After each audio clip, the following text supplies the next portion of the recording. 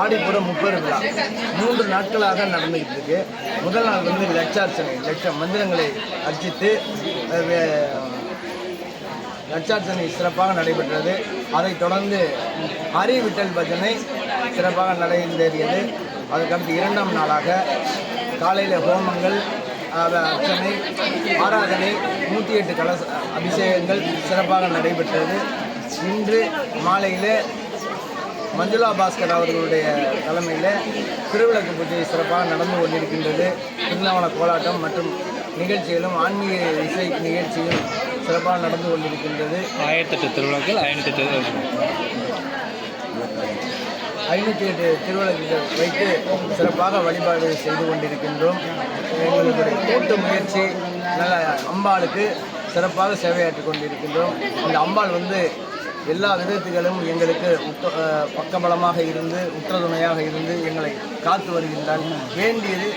வேண்டியவரவங்களுக்கும் நாளை காலையிலே அம்பாளுக்கு பால்குட வைபவம் இருக்குது. அந்த வைபவத்திலே பால்குடம் ஏந்தி அம்பாளுக்கு குளிர்ச்சியடைய செய்வதற்குண்டான ஏற்பாடுகள் நாளை இருக்கின்றது.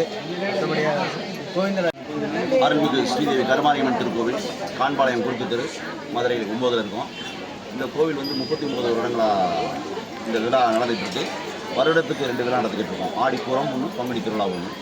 இதில் மேக்ஸிமம் திருவிழா நடக்கும்போது திருவிளக்கு பூஜைகளிலே இது ரொம்ப பிரதான வழிபாடு. இந்த திருவிளக்கு பூஜை ஒவ்வொரு தடவையும் மழை பெஞ்சு பக்கத்தில் இருக்க கல்யாண மகாலில் தான் நடத்துகிற மாதிரியே வரும். ஒரு தடவை 2 தடவை தான் இந்த திருவிழாவை இங்கேயே நடத்தியிருக்கோம். மீதி 37 திருவிழாவும் கல்யாண மகாலில் தான் நடத்தியிருக்கோம். அந்த பூஜை அன்னைக்கு பூரா மழை பெஞ்சிடும். அது ஒரு சிறப்பானது.